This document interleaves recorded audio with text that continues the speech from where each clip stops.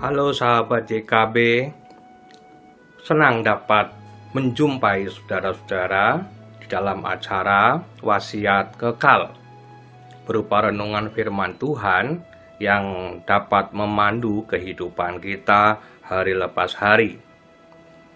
Saya Pendeta Johannes Tuwaidan dari Gereja Kristen Indonesia, Jemaat GKI Palsi Gunung, Cimanggis, Depok. Saudara-saudara, renungan kita pada hari ini Selasa 30 Maret 2021 berjudul Yang Bodoh Dipilih Allah untuk Memalukan Yang Berhikmat. Didasarkan pada surat 1 Korintus pasal 1 ayat 18 sampai 31. Dan yang akan menjadi pusat perhatian kita yaitu dari surat 1 Korintus pasal 1 ayat 27 dan 28 yang demikian.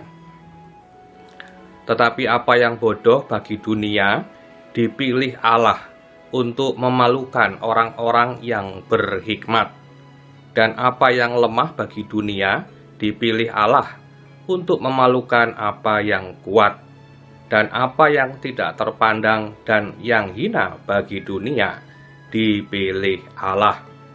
Demikianlah firman Tuhan. Saudara-saudara, seorang pelukis surrealis asal Spanyol yang bernama Salvador Dali melukis salib Yesus, melukis Yesus yang tersalib di Golgota dengan perspektif yang berbeda, yaitu ia melukis dilihat dari atas, seperti kita memandang dari tempat yang tinggi, di atas gedung yang tinggi, ke bawah. Sebab biasanya orang melihat lukisan salib itu secara horizontal,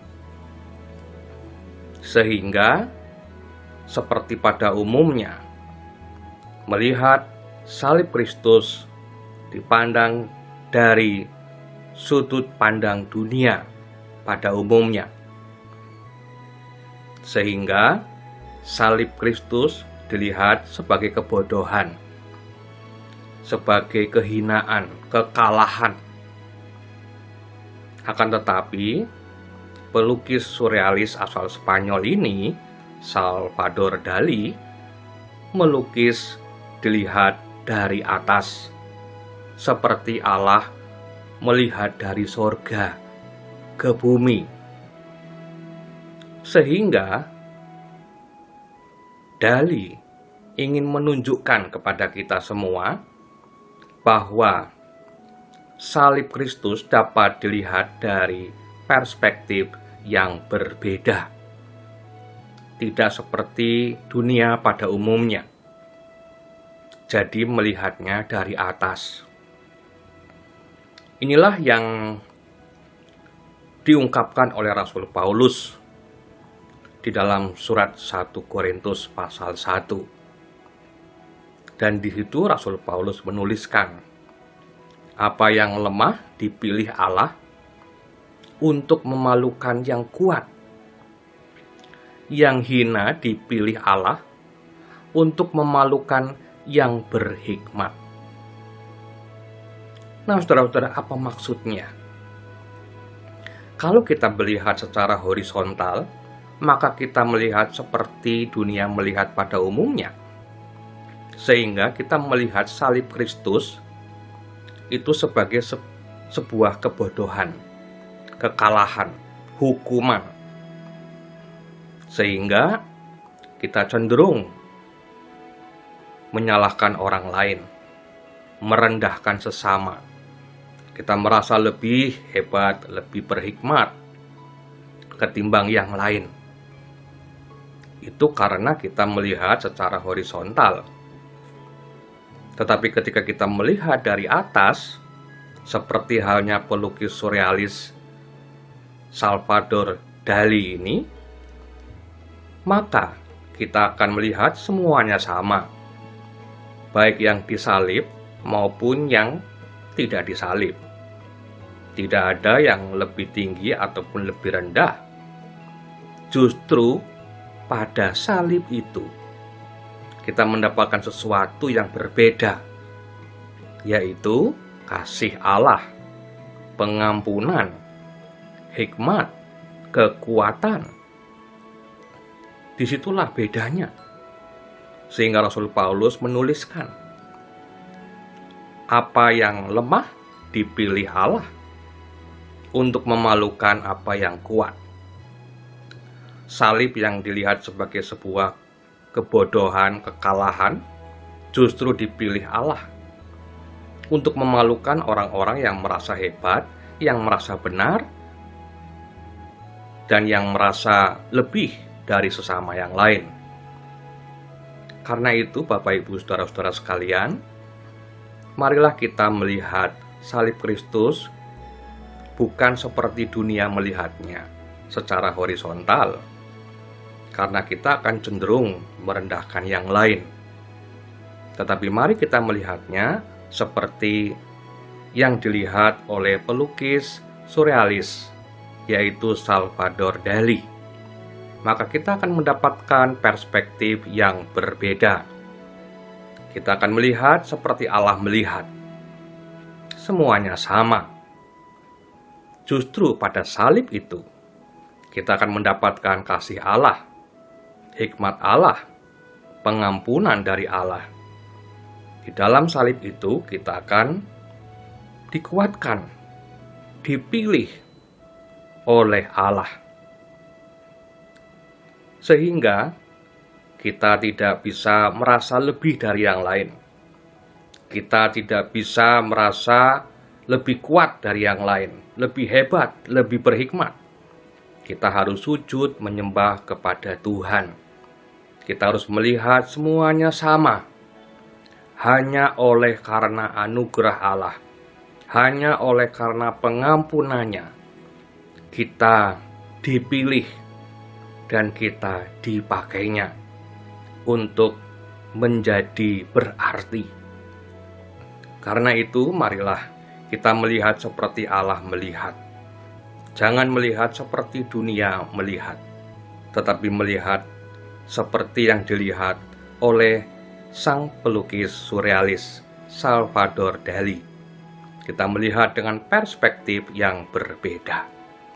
Dan di situ kita akan dikuatkan. Dan semua orang sama di hadapan Allah. Justru yang lemah akan dikuatkan. Yang hina akan dipakai oleh Tuhan, dibentuk oleh Tuhan, dibuatnya menjadi berarti. Karena itu berbahagialah kita semua yang melihat segala sesuatu seperti Allah melihatnya. Lihatlah dari atas, dan bukan secara horizontal, tapi secara vertikal. Sehingga kita boleh melakukan kehidupan sehari-hari dengan lebih baik, dengan lebih berarti, tanpa harus merasa lebih hebat dari sesama yang lain. Tetapi kita dengan rendah hati melayani satu dengan yang lain. Mari kita berdoa. Ya Allah Bapa di sorga, kami bersyukur melalui firman pada hari ini Engkau mengingatkan kami supaya kami boleh rendah hati, tidak merasa lebih hebat, lebih berhikmat dari sesama yang lain. Sebab melalui firman hari ini kami diingatkan bahwa Allah bisa memilih yang lemah untuk memalukan yang kuat. Allah bisa memilih yang hina untuk memalukan yang berhikmat. Karena itu ya Tuhan, biarlah kami selalu rendah hati, supaya kami melihat semua orang sama. Kami pun tidak merasa lebih daripada yang lain. Justru kami boleh saling melayani satu dengan yang lain. Sebab di dalam salib Kristus, disitulah letak kekuatan kami. Kami dibuatnya menjadi berhikmat tanpa harus merasa berhikmat. Kami dibuatnya kuat tanpa harus merasa kuat. Kami dibuatnya lebih tanpa harus merasa lebih dari yang lain. Karena semata-mata bukan oleh karena kekuatan kami, tetapi oleh karena anugerah-Mu ya Allah, yang memampukan kami, yang memilih kami, sehingga kami yang lemah, Tuhan pilih dan Tuhan pakai untuk menjadi berarti, bahkan menjadi berkat bagi banyak orang. Terima kasih Tuhan, inilah doa kami. Kami berdoa di dalam nama Tuhan Yesus Kristus. Amin. Demikianlah saudara-saudara, renungan kita pada hari ini. Jangan lupa subscribe, share, dan juga like. Bagikan kepada yang lain. Tuhan memberkati.